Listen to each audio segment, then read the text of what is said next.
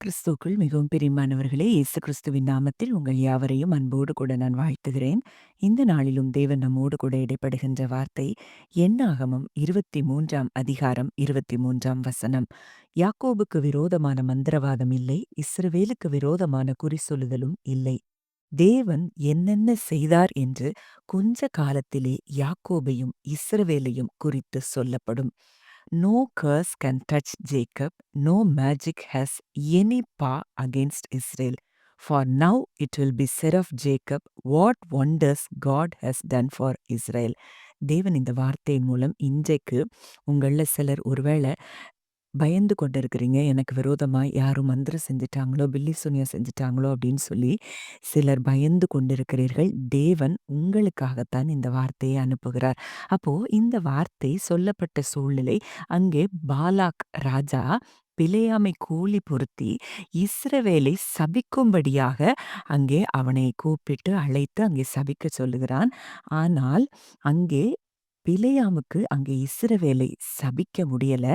ஏன்னா, தேவன் அங்கே அவர்களுக்கு பாதுகாப்பா இருக்கிறதை நம்ம பார்க்கிறோம். அப்போ அங்க சாபத்த வாயால கூட சொல்ல முடியல. அந்த அளவுக்கு தேவன் அந்த ஜனங்களை நேசித்து பாதுகாத்து, அ அந்த எந்த விதமான ஒரு சூழ்நிலைகளும் தன் ஜனங்களுக்கு எதிரா இருக்கக்கூடாதுங்கிறதுல அவ்ளோ கவனமா இருக்கிற ஒரு தேவன் இருப்பார்னா, இன்றைக்கு உங்களுக்கு விரோதமாய் எந்த சத்துரு, எந்த மந்திரத்தை செய்ய முடியும்?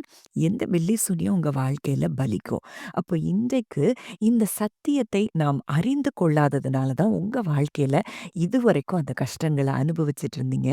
இன்றைக்கு தேவன் சொல்லுகிற இந்த சத்தத்தை நீங்கள் விசுவாசிப்பீர்களானால், உங்களுக்கு விரோதமாய் ஒருவேளை அவங்க செய்தா கூட அது உங்க வாழ்க்கையில அது நிச்சயமாய் பலிக்காது. ஏன்னா, பழைய உடன்படிக்கையின் கீழ இருந்த அந்த மக்களுக்கு அங்கே ஆட்டுக்குட்டியின் இரத்தத்தை அங்கே அவர்களுக்காக பலி செலுத்தி, ஆட்டுக்குட்டிய பலி செலுத்தி உடன்படிக்கை செய்யப்பட்ட அந்த ஜனங்களுக்கு அவ்வளவு ஒரு புரொடெக்ஷன் இருக்கும்னா, இன்னைக்கு தன்னுடைய சொந்த குமாரனையே கொடுத்து, அவருடைய இரத்தம் இன்றைக்கு நமக்காக சிந்தப்பட்டிருக்கிறது என்றால், நாம் புது உடன்படிக்கையின் கீழ எவ்வளவு பெரிய பாதுகாப்புக்குள்ள நம்ம இருக்கிறோங்கிறத நீங்க அறிந்து கொள்ள வேண்டும். ஒருவேளை இதுவரைக்கும் அறியாததுனால, அறியாமையினால நீங்க அதெல்லாம் நம்பிட்டு இருந்திருக்கலாம். இன்றைக்கு அந்த நம்பிக்கையை விட்டு சத்தியத்தை நீங்கள் அறிந்து கொள்ளும்போது, சத்தியத்தை நீங்கள் விசுவாசிக்கும்போது, ஒன்றும் உங்க பக்கத்துல கூட வர முடியாது. ஏன்னா,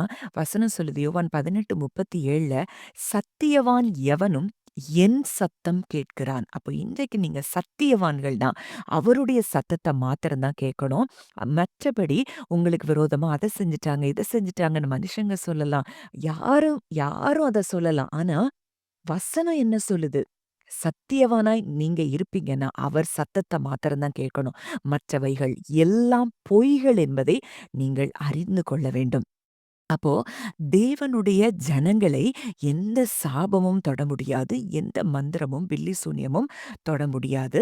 ஏன்னா, தேவனுடைய பாதுகாப்பும், ஆளுகையும் எல்லா அந்த ஸ்பிரிச்சுவல் ஃபோர்ஸஸ்க்கு மேல இருக்கிறபடியினால, அவர் தன் ஜனங்களை, உடன்படிக்கையின் ஜனங்களை எல்லாவித தீமையிலிருந்தும் அவர் பாதுகாக்கிறார். எந்த மனுஷ எதிர்ப்புகளா இருந்தாலும், ஒருவேளை சூப்பர் நேச்சுரல் இயற்கைக்கு அப்பாற்பட்ட ஏதோ ஒரு காரியத்த செஞ்சு உங்களுக்கு எதிர்ப்பாய் செய்யணும்னு ஜனங்கள் நினைத்தாலும், அது ஒன்றும் உங்களை அணுகாது, சேதப்படுத்தாது. அப்படிங்கிறது தான் சத்தியம். நீங்கள் சத்தியவானா இருப்பீங்கன்னா, இந்த சத்தியத்தை நீங்க அறிந்து கொண்டு இத விசுவாசிப்பீங்கன்னா, சத்தியத்தையும் நீங்கள் அறிவீர்கள். சத்தியம் உங்களை விடுதலையாக்கும் என்று சொன்ன அந்த வார்த்தையின்படி, நிச்சயம் இந்த வார்த்தை உங்கள விடுதலையாக்கும். இதற்கு மேல எந்த மந்திரமும், பில்லி சூனியமும் உங்க குடும்பங்கள்ல செயல்பட முடியாது என்பதை ஆணித்தரமாக நீங்கள் விசுவாசிங்கள். நிச்சயமா அந்த காரியங்கள் எல்லாம் உங்களுக்கு ஆசீர்வாதமாய் மாறும். ஏசாயா 54:17 கூட நம்ம பார்க்கிறோம். உனக்கு விரோதமாய் உருவாக்கப்படும் எந்த ஆயுதமும் வாய்க்காதே போகும். உனக்கு விரோதமாய் நியாயத்தில் எழும்பும் எந்த நாவையும் நீ குற்றப்படுத்துவாய். இது கர்த்தருடைய ஊழியக்காரரின் சுதந்திரமும் என்னால் உண்டான அவர்களுடைய நீதியுமாய் இருக்கிறதென்று கர்த்தர் சொல்லுகிறார். அப்போ இது ஊழியக்காரருக்கே இந்த ஆசீர்வாதத்த கொடுத்திருக்கிறாரு. உனக்கு விரோதமாய் உருவாக்கப்படும் ஆயுதம் வாய்க்காதுன்னு. இன்றைக்கு நம்ம அதற்கும் மேலாய் நம்ம பிள்ளைகளாய் இருக்கிறோம். யோவான் 1ல நம்ம பார்க்கிறோம். அவரை விசுவாசிக்கிற அத்தனை பேரும் அவருக்கு பிள்ளைகளாகும்படி அதிகாரம் கொடுத்தார். அப்போ எவ்வளோ தூரம் நமக்கு தேவன் பாதுகாப்பை வைத்திருக்கிறார் அப்படிங்கிறத நீங்க அறிந்து கொள்ளணும். அந்த என்னாகமம் 23 கடைசி பகுதியில சொல்லுது.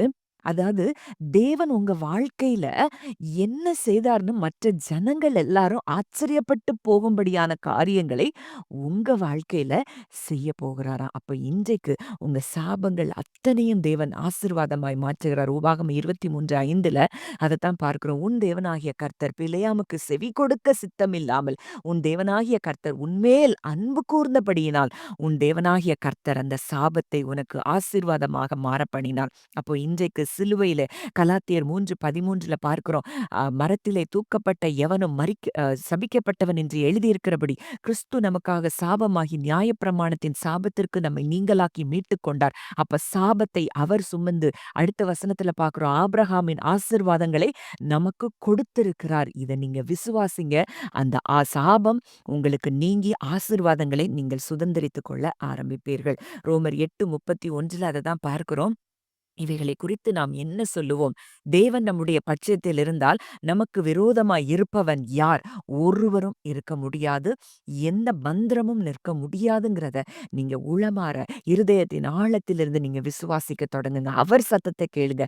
மற்ற எந்த மனிதர்களுடைய சத்தமோ சத்துரு சொல்லுகிற சத்தத்தையோ நீங்கள் கேட்காதபடி தேவ சத்தத்தை நீங்கள் கேட்கும்போது இந்த பாதுகாப்புக்குள்ள நீங்க இருக்கிறீங்கன்னு நீங்க ஆழமாய் அறிந்து கொள்ளும்போது அந்த சத்துரு அந்த பொய்யை விதைத்த சத்துரு உடனடியாக உங்களை விட்டு உங்க குடும்பங்களை விட்டு ஓடுகிறத நீங்க பார்ப்பீங்க. கடைசியாக ஒரு வசனத்தை சொல்லி முடிக்கிறேன். சங்கீதம் 91:10-11 ஆங்கிலத்துல நான் வாசிக்கிறேன். When we live our lives within the shadow of God most high, our secret hiding place, we will always be shielded from harm. How then could evil prevail against us or disease infect us? God sends angels with special orders to protect you wherever you go. இந்த வார்த்தை எவ்வளவு அழகா சொல்லுது. அவருடைய நிழலுக்குள்ள இன்றைக்கு நம்ம இருக்கிறோம். அவருக்கு பிள்ளைகளா இருக்கிறோம். இன்றைக்கு அவருக்குள்ள நம்ம இருக்கிறபடியினால எல்லா விதமான தீங்குகளிலிருந்தும் தேவன் நம்மை பாதுகாக்கிறதா, நம்மை அவர் ஷீல்ட் பண்ணியிருக்கிறாராம். அவரே நமக்கு கேடகமா இருக்கிறாராம். அப்போ எந்த தீங்கு நமக்கு எதிராய் நிற்க முடியும்? எந்த பலவீனம் நமக்கு வியாதி நமக்கு எதிராய் நிற்க முடியும்? தேவன் தம்முடைய தூதர்களுக்கு ஸ்பெஷல் ஆர்டர்ஸ் கொடுத்திருக்கிறாராம். எங்கெல்லாம் போனாலும் எந்த இடத்துக்கு போனாலும் நம்மை பாதுகாக்கும்படி அவர் தம்முடைய தூதர்களுக்கு கட்டளையிட்டு இருக்கிறாராம். அப்போ இன்றைக்கு இந்த வார்த்தையை சத்தியவானாகி அவருடைய வார்த்தையை விசுவாசிப்போம்.